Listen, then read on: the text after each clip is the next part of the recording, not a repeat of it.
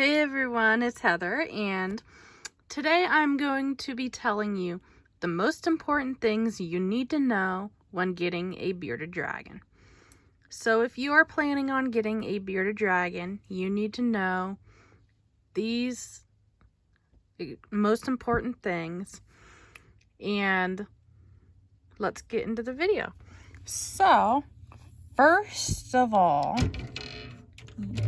you need to know that you cannot have any sand or loose substrate in the bottom of the cage, because sand, if they accidentally swallow some when they're eating their food, then they can get really sick and impacted. So it's not good. So you need to get something like what I have is linoleum. You could get linoleum, you could get tile, you could get reptile carpet, but I don't recommend reptile carpet for a couple of reasons. One, it's hard to clean, and two, they might get their nails stuck in it. So I would stick with either tile or linoleum. Now, if you get linoleum, make sure you don't have adhesive on the bottom of it, because the adhesive could make your beardie sick. So it's also important, I would say, the next most important thing, oops, there's a fly. The next most important thing is you need a UVB light, and you have to have a specific kind. You can't have the ones that's just a bulb. Those don't work well enough for your beardie. You need the long tubed fluorescent UVB light. That is the next most important thing, or probably between that and the no sand are the two most important things for your beardie. Because if you don't have the correct UVB light, they will develop metabolic bone disease, where their bones get deformed and it doesn't look pretty. So please make sure, if you're getting a beardie, to get the correct UVB light. I get the Repti-Sun 10.0 T5 UVB, and you can find these at just about any pet store, Pet Supplies, PetSmart, Petco. And I unfortunately don't have a box right now to show you what it looks like. But anyways, so after that, it's important food-wise that you want to feed your beardie a good diet. So for greens, it's important that you do not give them iceberg lettuce. They cannot have iceberg lettuce. They also cannot have kale. That's very important. No iceberg, no kale. What I feed her is mustard greens and turnip greens. You could also feed them collard greens. And I could list below the video what all they can and can't eat. And then as far as water goes, you're not really supposed to keep water in their cage, because it could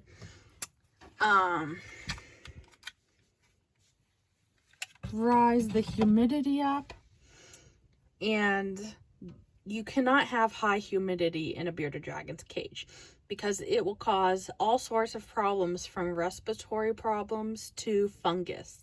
And fungus is one of the worst things your dragon can get. I unfortunately lost my previous bearded dragon to yellow fungus.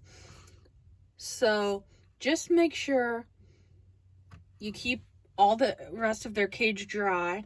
And even though you're not supposed to keep a water bowl in their cage, I do, because what if she gets thirsty? I don't want her to get dehydrated. And that leads to another thing that you have to know, and that is some pet stores will tell you to spray your bearded dragon, to squirt your bearded dragon with water. And you do not want to do that because, again, that rises the humidity. It can cause all sorts of problems from respiratory disease to yellow fungus. So that's another important thing. And another thing is, I know I'm kind of setting a bad example right now. I do need to wipe this down today. But you do need to keep your bearded dragon's cage clean, because that's another thing that could also cause yellow fungus, is a dirty, filthy cage. And I clean her cage at least twice a week. I don't keep the crickets in her cage anymore because they make a huge mess. So I just literally have to feed her crickets one at a time. So I'm going to show you me feeding her crickets, but let me go over the diet a little bit more. So that's the types of lettuces that your bearded dragon can eat. The main ones are mustard greens, turnip greens, and collard greens. But remember, no kale and no iceberg lettuce. But carnivore-wise, your bearded dragon, well, bearded dragons are omnivores, but I mean, meat-wise, your bearded dragon should either be eating crickets or roaches. And these types of roaches aren't cockroaches. They're not going to infest your house. The roaches are actually better health-wise. They have more nutrients for your bearded dragon.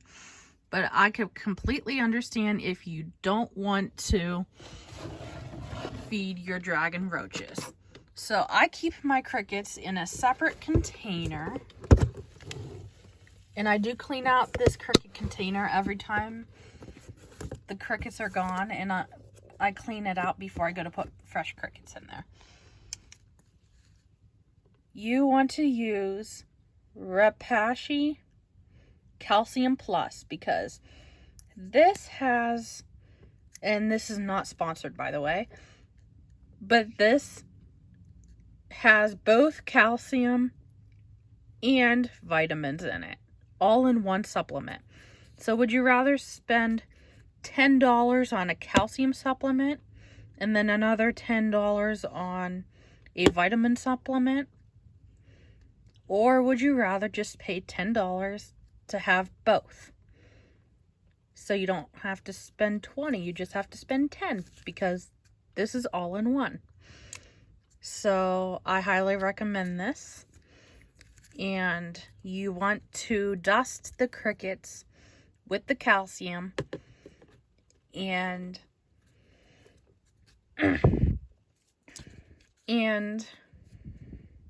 sorry, I'm not good at making videos, but anyways, you want to dust the crickets with the calcium. It's very important that you dust them with the calcium, because between the UVB light and the calcium, if they don't get enough calcium in UVB light, that's what causes the metabolic bone disease.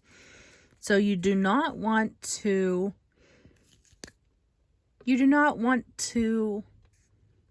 skip those two things. You can use tweezers to feed your bearded dragon. Another thing is, hornworms. They can only have hornworms every once in a while as a treat. So I mainly just get her hornworms for the holidays every once in a while, when I think she needs when she's looking on the skinny side, because sometimes she's a picky eater and barely eats. So as soon as she sees a hornworm, she goes and eats it. But your bearded dragon shouldn't have a hornworm any more than once a month, because they are fatty and they are basically like candy for us. So they can't have it all the time as a meal. So as a meal, you want either crickets or roaches. You can also get black soldier flies, but super worms, you can give them super worms every once in a while, but I still wouldn't recommend super worms at all. And mealworms are a big no-no because I forget exactly why. I think it's something to do with, like, the bearded dragons can't, like, kill them when they eat them, and then they eat the inside of the bearded dragon. Yeah, that's disgusting, I know, but it's important that you guys knew that so you don't feed your bearded dragons mealworms. So there's a lot of news, or a lot of different opinions out there. Pet stores don't fully know how to care for bearded dragons. Pet stores will tell you to get sand. That's a big no-no. Pet stores, a lot of times, pet stores won't even tell you to get a UVB light. But pet stores that do tell you to get a UVB light don't tell you that you have to get this exact one. And I've learned all of these things because I'm in a bearded dragon group with people who have years and years of experience taking care of bearded dragons and have learned from their mistakes. So if you want to go join Bearded Dragon Ints on Facebook. It's a Facebook group, and if you have any questions, you can ask me or ask the Facebook group. And yeah, so let me see. Is there anything else I want to go over? Okay. So, which her glass does need cleaned, but when you go to clean their glass, you do not want to use regular glass cleaner. It is not good for them. Instead, you want to use this stuff. It's basically aquarium tank cleaner, and you basically spray it, let it sit for a minute, and then wipe it down with a paper towel. And then when they poop, what I do is I just get a piece of toilet paper, pick up the turd with the toilet paper, flush it down the toilet. Then, whether there's turd juice or not, I wipe it down really good. And I know there might be some debate about this one, but I use disinfectant wipes, basically Clorox wipes. These are just another brand. And it hasn't harmed Scooter since I've been using it. Now, this kills things like viruses, salmonella, and even fungus. And I'm very, very careful about, very worried that my dragon might get fungus because my last dragon had it. So the Clorox wipes basically just help me, like, worry about fungus less because it kills fungus. So like I said, I wipe her whole cage down once or twice a week. It doesn't get that bad because I don't keep the crickets in her cage. And you don't really want to keep crickets in their cage. That's another thing. Because the crickets can actually bite your bearded dragon. So you do not want to keep crickets in their cage. Instead, you can keep them in a separate container. They sell cricket containers at the pet store. But I bought a little reptile container off Amazon because I needed a bigger one. And it's nice because it comes with breathing holes. And you can open just this part of it. And for the crickets, you want... you don't have to feed them this stuff, but I think it's really good because this stuff you can get at the pet store. It fills the crickets eat it, and then the crickets are filled with nutrients for your bearded dragon to eat them. So I recommend that stuff. Now, another tip is if you can't get your bearded dragon to eat lettuce, well, I call it lettuce, but greens, mustard greens, turnip greens, collard greens, if you can't get your bearded dragon to eat those, powder it with bee pollen. Bee pollen is a lifesaver. Bearded dragons love the taste of it. It'll help them. And what else was I gonna say? There was something else important. Baths. So I bathe Scooter at least once or twice a week, but every time she poops, which is almost every day, I do rinse off her belly and butt with warm water just to kind of get the poop juice and poop germs and stink off of her. I know. So another thing is, those of you might be asking, does bearded dragons poop stink? Yes, it does. I would say it's not as bad as a ferret. Their poop does stink. Sometimes it's not as bad. Sometimes it's really bad. But on those times that it's really bad, I have to spray poopery to help with the smell. I really do, and it's so funny. I'm trying to think if there's anything else. So basically, when I do a full cage clean, which I did do a separate video on this, I just sweep up all of these little crumbs with the sweeper, and then I wipe it down with the Clorox wipe. Another thing is, I keep paper towels underneath the linoleum, and at least once every couple months, which I should do it once a month. I really should. And I need to do it now. Thanks for reminding me. But, you need to change the paper towels underneath there because it does sometimes get dirty. It luckily doesn't look that dirty right now. I haven't really been keeping crickets in our cage anymore because, well, it's not good for them. Plus, the crickets make a huge mess.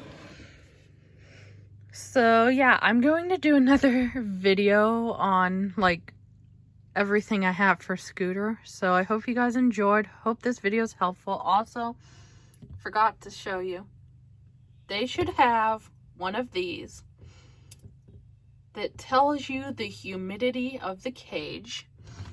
You should also have a temp gun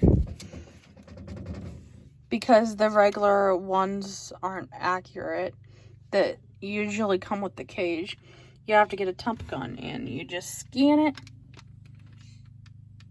And it tells you how warm their basking light is, which, well, her light just turned on a little bit ago. But it should be around between 100 and 105. It's only 91 right now, but that could be because her light just turned on about an hour or two ago. Takes a while to warm up. My baby loves snuggles and pets. And she just loves stuffed animals. She loves this heart pillow that I got for her.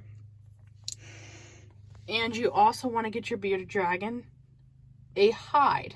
Now, Scooter has a custom ramp that I got made for her because she unfortunately has a broken leg, which also reminds me to tell you that bearded dragons love to jump off of high places.